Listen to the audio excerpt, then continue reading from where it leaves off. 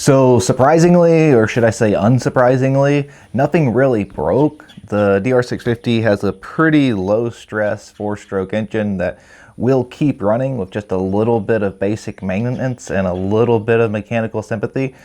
But it's a motorbike, so there are a lot of stuff that needs maintenance along the way. So we're going to go through all of that. And it's a pretty big list when you actually put it out on paper, but that's kind of motorbikes. So let's get into it.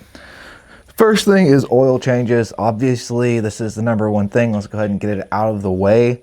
I use X-Star 5000 for all my oil changes, and I did them roughly every 25,000 miles, 2,500 miles, or 3,000 miles. The book says, I think, 3,500.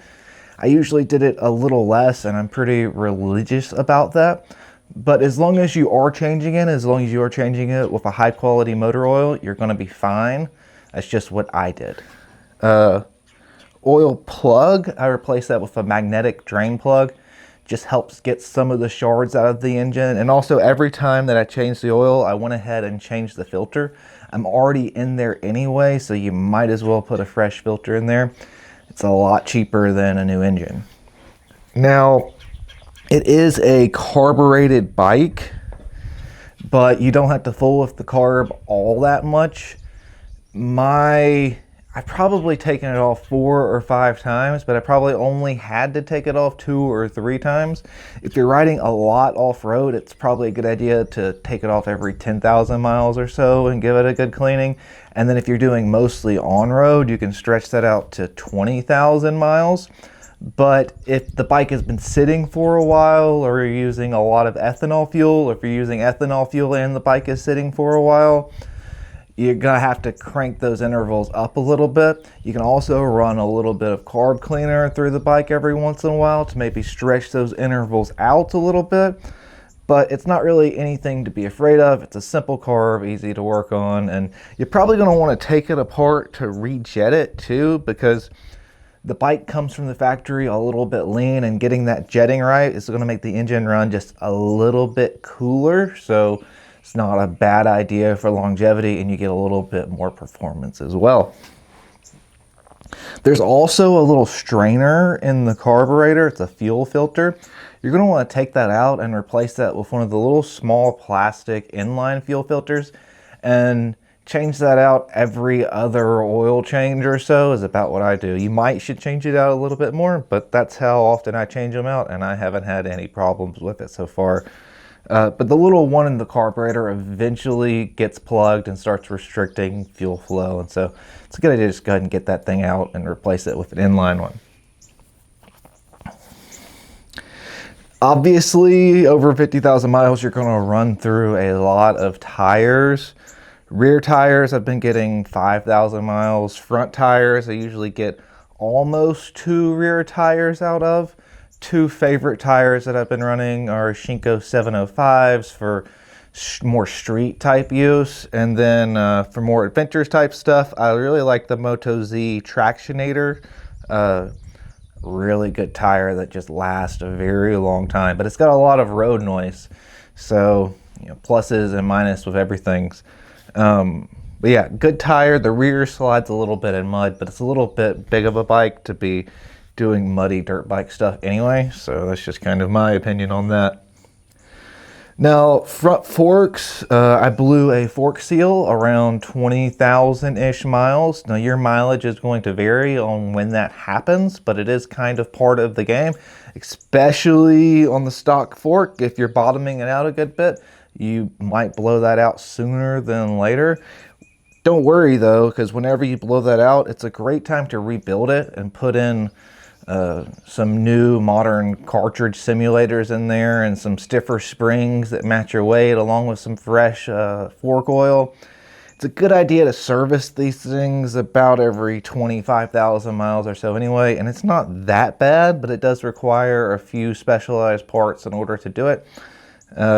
But you wind up with such a better fork, especially compared to what you get stock.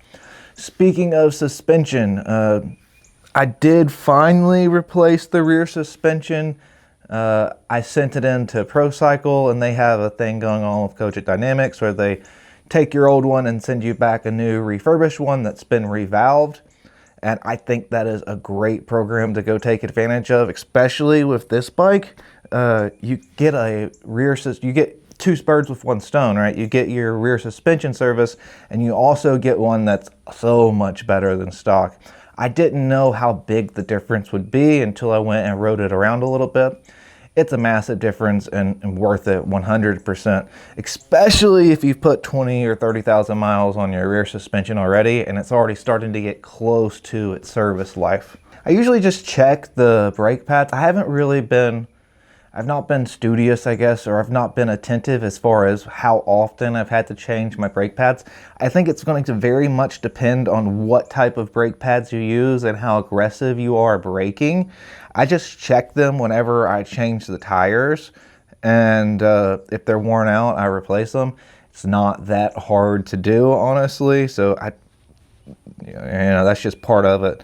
The rotors, though, the stock rotors were fine. The only reason I have these Warp 9 rotors on here is because I was on a trip and my rear brake pad wore out because I accidentally had I guess the word would be organic one instead of sintered metal on the rear back. And I forgot about it. I thought I had a sintered metal. And so when I saw I had plenty of pad, I actually did not have plenty of pad. And it wore out and no shop had one at the time, and I was just kind of like, screw it, and head home. And eventually it kind of just rubbed raw that rear rotor. So I had to replace the rear rotor. So I was like, I'll just go ahead and do the front one too, so they match. Those things are nice. They do add some bite. I like those things. As far as brake lines and fluid, I've changed the fluid twice, and I've changed the lines once, and I switched to a steel line, so hopefully I won't have to change the lines again for a long time. The fluid you're supposed to change every 2 years by the book.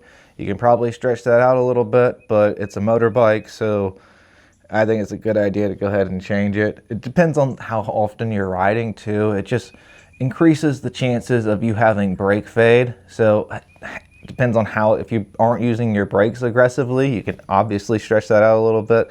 Once you know about brake fade, like, you're never going to not change your brake fluid.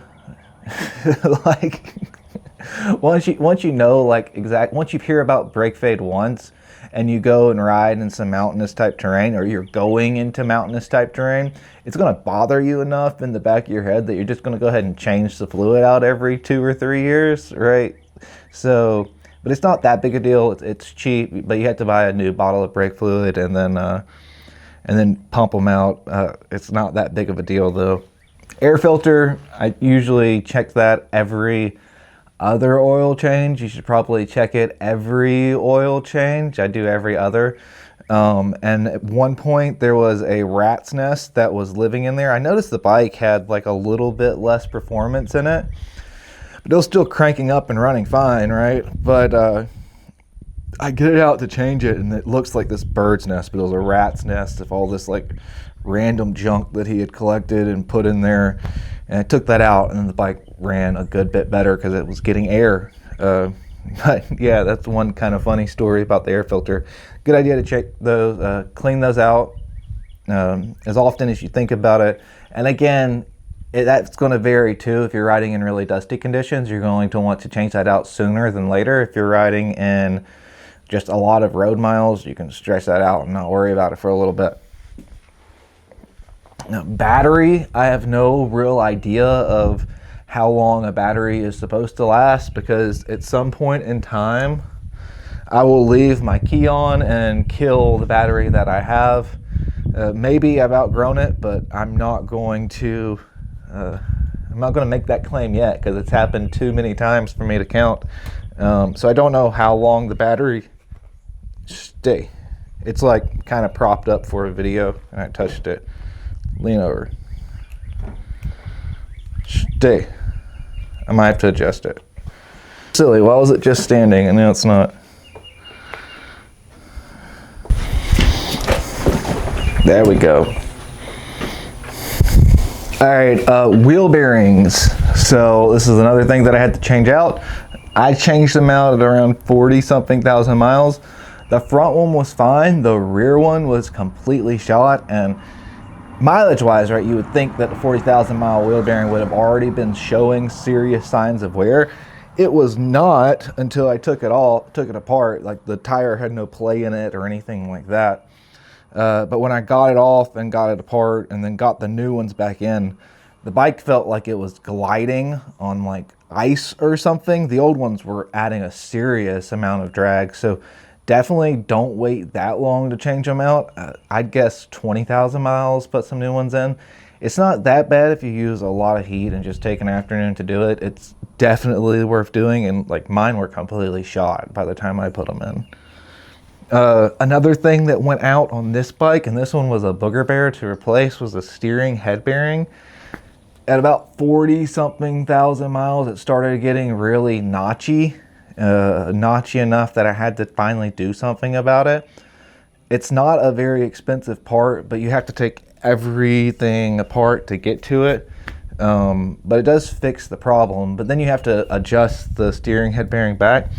It's just something that comes up about that time period. I think we're getting close-ish to everything. Chain wise, I'm on my third chain, counting the stock chain, at 53,000 miles on this bike, starting from 0.